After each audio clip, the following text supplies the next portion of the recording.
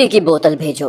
ये एक SOS पैगाम था जो छम से भागती हुई भारतीय सेना का कमांडर अपनी हाई कमान को दे रहा था और जिसे हमारे वायरलेस सेटों पर भी सुना गया था। SOS यानी इंतहाई मुसीबत के वक्त का पैगाम होता है, जिसका तर्जुमा ये है कि हमारी जानें बचाओ। भारत ने हाजी पीर और करगिल की चौकियों पर कब्जा करके और चंद रोज बाद गुजरात के गांव आवान शरीफ पर गोलाबारी करके जारहियत का ऐसा मुजाहरा किया था जिसके खिलाफ दिफाई कार्रवाई लाजमी हो गई थी, वरना मुल्क की सलामती संगीन खतरे में थी। चुनाचे पाक फौज की पुश्तपनाही में आजाद कश्मीर फौज के दस्ते अपनी सरहदों को महफूज करने के लिए छम की तरफ पेशकदमी कर गए। ये पेशकदमी बैनुल-अक़वामी सरहद की खिलाफ वर्जी नहीं थी। छम मुतनाज़ इलाका था। उस इलाके में भारत के फौजी ठिकानों और अड्डों को उखाड़ना लाजमी था। जिस भारतीय सेना की तोपों, मार्टरों और मशीन गन्नों ने बड़े तमतराक और दीदा दलेरी से पाकिस्तान की सरहदों के अंदर आग उगल दी थी, वो तोपखाना और पलटने पाक फौज की पेशकदमी के सामने जरा सी देर के लिए भी जम न सकी।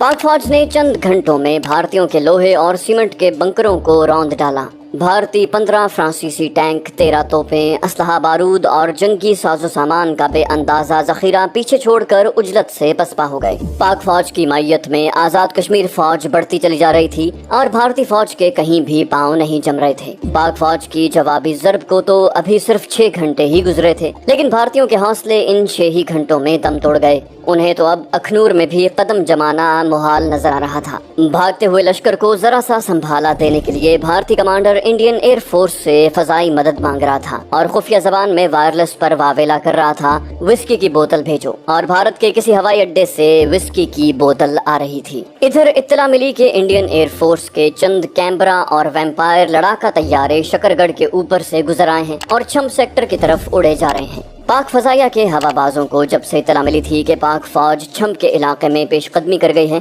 उस वक्त से पाकिस्तान के तमाम हवाई अड्डों पर हवाबाज मुस्तैद और तैयार थे। गो पाक फौज अभी अपनी फजाइया की जरूरत महसूस नहीं कर रही थी, मगर इंडियन एयर फोर्स के मैदान में उतर आने की सूरत में पाक फजाइया का हरकत में आना लाजमी था। चुनाचे पाक फजाइया के हवाबाज इस तवक्को पर तैयार खड़े थे कि फजाई झड़प किसी लम्हा भी हो सकती है। एक अड्डे पर फ्लाइट लेफ्टिनेंट इम्तियाज अहमद भट्टी सुबह 4 बजे से ड्यूटी पर था। दिन के 12 बज चुके थे, उसकी ड्यूटी खत्म थी, लेकिन उसका दिल न चाहा कि ड्यूटी से फारिग होकर चला जाए। जैसे उसकी रूह उसे कह रही हो, भट्टी चले मत जाना, खुदा जाने किस वक्त क्या हो जाए, अपने तैयारे के करीब रहो। इस वजदानी कैफियत के अलावा भट्टी की बेकरारी ये भी थी कि वो पाक फजाइया की तारीख की पहली जंगी उड़ान और फजाई झड़प में शरीक होना चाहता था। गो उसे कुछ इल्म न था कि ये मौका कब आएगा या शायद आए ही ना, लेकिन वो ड्यूटी से फारिग होकर भी वहीं रहा। दिन के पिछले पहर भट्टी को फजाई गश्त की परवाज की क़यादत करना थी। दरमियानी वक्फा उसकी फरागत का था, लेकिन उसने उस वक्त तक अड्डे पर रहने का फैसला कर लिया। वक्त गुजरता गया। जब गश्ती परवाज का वक्त आ गया तो स्क्वाड्रन लीडर सरफराज अहमद रफीकी आ निकला और गश्ती परवाज की क़यादत उसने खुद लेकर भट्टी को अपना नंबर 2 बना लिया। शाम के 5 बज रहे थे।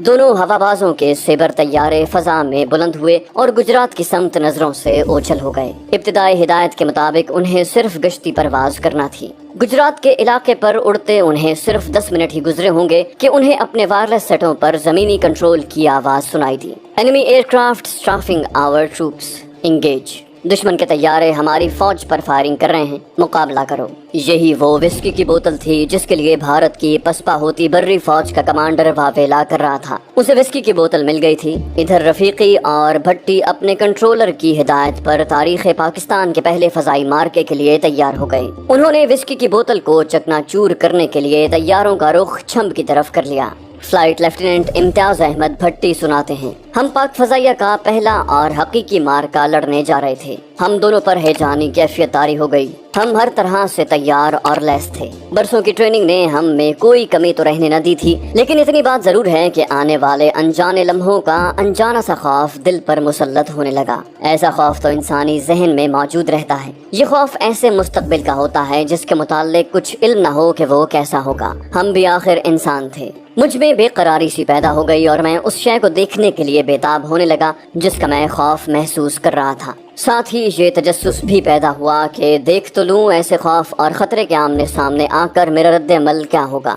एक तरह की संग दिलाना सी ख्वाहिश उभरी कि देखूं तो वो खौफ होता क्या है। हकीकी खौफ, एक इंसान का खौफ, جب وہ تن تنہا موت کے روبرو ہو۔ ہم نے طیاروں کی رفتار اور تیز کر دی اور طیارے فضا کو تیروں کی طرح چیرنے لگے۔ ذرا ہی دیر بعد ہم چھمپ کی خنک فضا کا سینہ چیر رہے تھے۔ ہمارے نیچے حسین وادی پھیلی ہوئی تھی۔ میں نے ذرا نیچے کا منظر دیکھا، پھر میری آنکھیں رفیقی کی طرح افق تا افق دشمن کے طیارے ڈھونڈنے لگیں۔ اچانک فضا میں دور جنوب کی طرف دو دھبے سے دکھائی دیے۔ میرے دل پر جو اجنبی سی گرفت تھی وہ ان دھبوں کو دیکھتے ہی دور ہو گئی۔ یہی تھی وہ انجانی شے جس نے مجھ پر خوف اور ہیجان کی کیفیت طاری کی تھی۔ اسے دیکھتے ہی میری روحانی اور جسمانی قوتیں ایک مرکز پر جمع ہو گئیں۔ میں نے رفیقی کو خبردار کیا، لیڈر، بائیں طرف سے دو نامعلوم قسم کے طیارے آ رہے ہیں۔ رفیقی نے میرا پیغام سن لیا۔ جب وہ دھبے قریب آئے تو میں نے فوراً پہچان لیا، وہ انڈین ایئر فورس کے ویمپائر لڑاکا طیارے تھے۔ وہ ہم سے 3-4 ہزار فٹ نیچے اڑ رہے تھے۔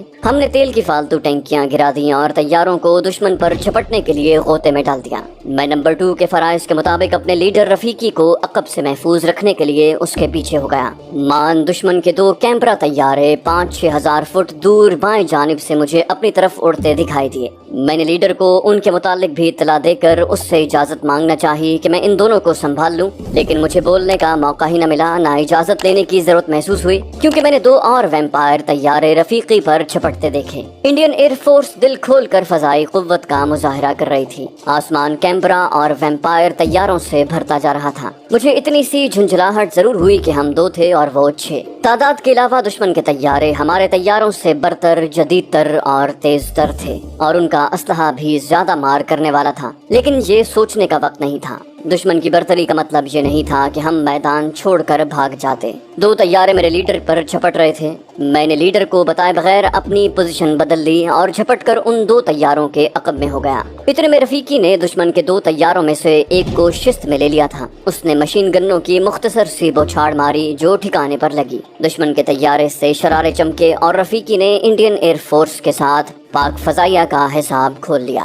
بھارتی ہواباز طیارے سے نکل نہ سکا اور طیارے کے ساتھ ہی ناک کے بل نیچے نیچے اور نیچے تیزی سے اپنے انجام کو پہنچتا چلا گیا۔ رفیقی اب دوسرے طیارے کے پیچھے لگا ہوا تھا اور بھارتی ہواباز اسے اپنے تعاقب سے جھٹکنے کے لیے ہر طرح کے جتن کر رہا تھا۔ وہ کون سا پینترا ہوگا جو اس نے نہ بدلا، لیکن اسے معلوم نہ تھا کہ اس کے پیچھے پاک فضائیہ کا مچا ہوا شہباز لگا ہوا ہے۔ ادھر میں نے دشمن کے ایک طیارے کو آگے لگا رکھا تھا اور وہ مجھ سے بچنے کے لیے ہاتھ پاؤں مار رہا تھا۔ میں اسے بتدریج گن سائٹ میں لا رہا تھا۔ آخر وہ میرے رینج میں آ گیا، لیکن میں فائر نہ کر سکا کیونکہ میں بٹن دبانے لگا تو دیکھا کہ رفیقی کا طیارہ بھی میری گنوں کی زد میں ہے۔ رفیقی اپنے شکار کے پیچھے لگا ہوا تھا اور میں بےتاب کہ وہ میرے سامنے سے ہٹے، کہیں ایسا نہ ہو کہ دشمن میری زد سے نکل جائے۔ لیکن وہاں صورتحال عجیب ہو گئی، وہ اس طرح کہ جس طیارے کو میں نے زد میں لے رکھا تھا وہ خطرناک فاصلے پر رفیقی کے پیچھے ہو گیا۔ یہ محض اتفاق کی بات تھی، ورنہ میں اس بھارتی ہواباز کو کبھی مہلت نہ دیتا کہ وہ میرے لیڈر کے تعاقب میں ہو جائے۔ اب رفیقی اتفاقیہ اس کی زد میں آ گیا تو میں وائرلیس پر چلایا، لیڈر بائیں کو ہو جاؤ، لیکن رفیقی اپنے شکار میں مگن تھا۔ اس نے میرا پیغام سن تو لیا، لیکن اپنے شکار پر مشین گن نے فائر کر دی۔ یوں لگا جیسے میری آواز اور رفیقی کی مشین گن نے بیک وقت بول اٹھی ہوں۔ رفیقی نے اس طیارے اور ہواباز کو بھی فضا میں ختم کر دیا۔ وہ اس طرح کہ رفیقی کی گنوں کی بوچھاڑ پڑتے ہی دشمن کا طیارہ فضا میں پھٹ گیا۔ اس کے ساتھ ہی رفیقی نے نہایت پھرتی سے اپنے طیارے کو میری وارننگ کے مطابق بائیں کو کر کے اپنے آپ کو اس دشمن سے بچا لیا جس کے پیچھے میں لگا ہوا تھا۔ رفیقی نے پرے ہو کر فوراً میری پوزیشن کا جائزہ لیا اور وائرلیس پر مجھے اطلاع دی، یور ٹیل از کلیئر۔ دشمن کے طیارے کو میں نے ابھی تک شست سے نکلنے نہیں دیا تھا۔ میں نے اپنی رفتار اور تیز کر کے طیارے کو دشمن کے قریب کر لیا اور فائرنگ بٹن دبا دیا۔ دشمن کے طیارے سے شرارے چمکے، میرا نشانہ ٹھیک لگا تھا۔ دشمن کی تیل کی ٹینکیوں سے شعلے اور سیاہ دھواں اٹھنے لگا۔ وہ ویمپائر طیارہ تھا، انڈین ایئر فورس کا برتر طیارہ۔ ذرا ہی دیر میں رفیقی کے شکار کی طرح بم کی طرح پھٹا، ایک چکا چوندھ ہوئی، دھوئیں کی کالی گھٹا امڈی اور اس گھٹا میں دشمن کے ویمپائر کے ٹکڑے اڑتے نظر آئے۔ یہ سب کچھ چند لمحوں میں ہو گیا۔ میں نے پہلا شکار مار لیا۔ میری اس وقت کی جذباتی کیفیت کا اندازہ شاید کوئی بھی نہ کر سکے، میں خود بھی شاید بیان نہ کر سکوں۔ میں روحانی سا اطمینان محسوس کر رہا تھا اور اطمینان کا یہ تاثر میری رگ رگ میں سرایت کر گیا۔ मैं मुतमईन क्यों ना होता। मैंने अपने फर्ज की तकमील कर ली थी। फजाई मार्कों में मौत बहुत तेजी से आती है, बहुत ही तेजी से, पलक झपकते। दुश्मन के साथ लड़ते जज्बात की कैफियत कुछ और होती है। फजाई मार्के की सूरत भी मुख्तलिफ होती है। लड़ाका हवाबाज ठंडे दिल से होश ठिकाने रख कर जची तुली डुएल खेलता है। उसे हक हासिल है कि वो दुश्मन को जान से मार दे, लेकिन सलीके और सफाई से। मरना मारना तो है ही। फिर सोचता हूँ कि अगर बात मरने मारने की ही है तो ये खेल बावकार अंदाज से क्यों न खेला जाए। मौत को उसका सही पस मंजर तो मिलना ही चाहिए। मरना मारना रजीलों का नहीं, बहादुरों का काम है। हाँ, तो फजाई मार्के की पोजीशन अब ये थी कि फजा में रफीकी था, मैं था और दुश्मन के 4 में से सिर्फ एक वैम्पायर बाकी रह गया था। मैंने अपने तैयारे को दुश्मन के उस आखिरी वैम्पायर के पीछे डाल दिया। उसने मेरी जद से बच निकलने के लिए हर वो पैंतरा बदला जो उसने इंडियन एयरफोर्स में सीखा था। लेकिन मैंने भी पाक फजाइया में कुछ दाव पेच सीखे थे। वो तेजी से पलक झपकते दाएं को घूम गया। मैं भी उसी तेजी से तैयारे को घुमाना जानता था। मैंने उसका पीछा न छोड़ा और उसे गन साइट में लेना शुरू कर दिया। जरा ही देर में वो मेरी साइट के नुक्तों के दायरे में आ गया। मैंने फायरिंग बटन दबा दिया। मेरी गोलियों की बौछार उसकी बॉडी में लगी, लेकिन भारतीय हवाबाज ने होश ठिकाने रखे और वो मेरी दूसरी जर्ब से बचने की कोशिश में इधर उधर होने लगा। मैंने उसे जद से निकलने न दिया। हम दोनों चक्कर काटते, कभी दाएं कभी बाएं, पैंतरे बदलते नीचे ही नीचे होते चले गए। मैंने बुलंदी का मीटर देखा। मेरी बुलंदी 300 फुट रह गई थी। ये बुलंदी बहुत खतरनाक होती है। मैंने उसे एक बार फिर गन साइट में लेकर गन्ने फायर कर दी। वो मुझसे बचने के लिए और नीचे चला गया। वहाँ अब और नीचे जाने की गुंजाइश ही नहीं थी। ये हवाई जहाज थे, ट्रक तो थे नहीं कि सड़कों पर भी चल जाते। भारतीय हवाबाज ने तैयारे को ऊपर उठाने की जरूर सोची होगी, लेकिन उसे मालूम था कि मैं उसे उठने नहीं दूंगा। इतने में वो दरख्तों के झुंड से टकरा गया और बुरी तरह तबाह हो गया। मैं अपने तैयारे को ऊपर खींच लाया। देखने वालों को मेरा तैयारा यकीनन उस उकाब की तरह नजर आया होगा जो शिकार पर झपट कर फातिहाना अंदाज से आसमान की रिफ्फतों की समत उठता है। दोनों हवाई बेड़ों का पहला मार्का बर्री फौज के ऐन ऊपर लड़ा गया। हमारे फातेह मुजाहिदों ने अपने दुश्मन के 4 तैयारों की तबाही का वलवला अंगेज मंजर अपनी आंखों से देखा। बड़ी फौजों पर फजाइया की बर्तरी का असर नफ्सियाती होता है। उनके हौसलों में नई ताजगी आ जाती है और वो बजा तौर पर महसूस करने लगते हैं कि एक और कुव्वत भी है जो उन पर साया किए हुए है और वो आसमानी बलाओं से महफूज हैं। बर्री सिपाही इस तासुर के जेरे असर जम कर लड़ते हैं और सीना तान कर दुश्मन पर टूट पड़ते हैं। फजाइया का काम दरअसल यही है कि वो अपने बर्री भाइयों के हौसलों में रूह फूंकते रहें। 4 वैम्पायरों का काम तमाम करके हम दुश्मन के 2 कैमरा तैयारों को ढूंढने लगे। वो लड़ने ही आए थे, तमाशा तो देखने नहीं आए थे। दोनों कहीं नजर न आए। शायद अपने 4 साथियों का हशर देखकर वो खिसक गए थे। मैं सोचता हूँ कि अच्छा हुआ वो खिसक गए। इसलिए नहीं कि हम उनसे लड़ न सकते थे, बल्कि इसलिए कि उनमें से किसी को जिंदा रहना चाहिए था जो वापस जाकर इंडियन एयरफोर्स के कमांडरों को ये तो बता सकता कि पाक फजाइया के मुंह आने से पहले जरा सोच लें। हम अपने 4 भाइयों का हशर देखाए हैं। जब हमें यकीन हो गया कि मैदान हमारे हाथ है और आसमान पर पाक फजाइया की हुक्मरानी है, तो मैंने और रफीकी ने अपनी फातेह पाक फौज के मोर्चों पर गोता लगाया और नीची परवाज से इन मुजाहिदों के सरों के ऊपर से गुजरते अपने बर्री भाइयों को ये हमारा फजाई सलाम था। हमने थ्रॉटल बढ़ा दिए,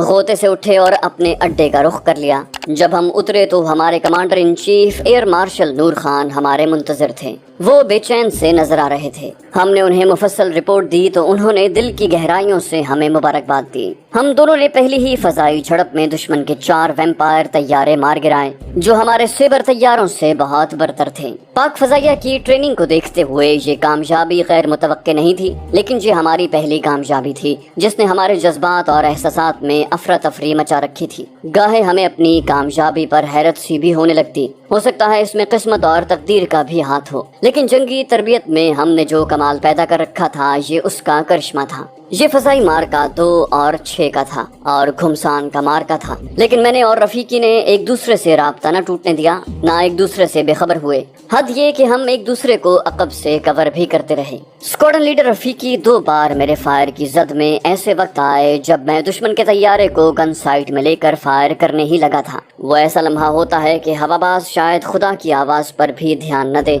लेकिन मैं इस कदर चौकन्ना था कि फायरिंग बटन न दबाया, वरना वहाँ तो जेरो जबर का فرق ہوتا ہے۔ نظر گن سائٹ سے ہوتی ہوئی دشمن کے طیارے پر اور ہاتھ فائرنگ بٹن پر ہوتا ہے۔ پاک فضائیہ کا پہلا مارکا جیتنے اور فضا میں اپنی فضائیہ کی برتری کا جھنڈا گاڑنے والے ان دونوں شہبازوں کو غیر معمولی شجاعت اور فرض شناسی کے صلے میں ستارہ جرت عطا کیا گیا۔ اسکواڈرن لیڈر رفیقی 6 ستمبر 1965 ہلواڑہ کے ہوائی اڈے پر حملے کے دوران فضائی مارکے میں شہید ہو گئے تھے۔ انہیں بعد از شہادت جرت مندانہ قیادت کے صلے میں ہلال جرت عطا کیا گیا۔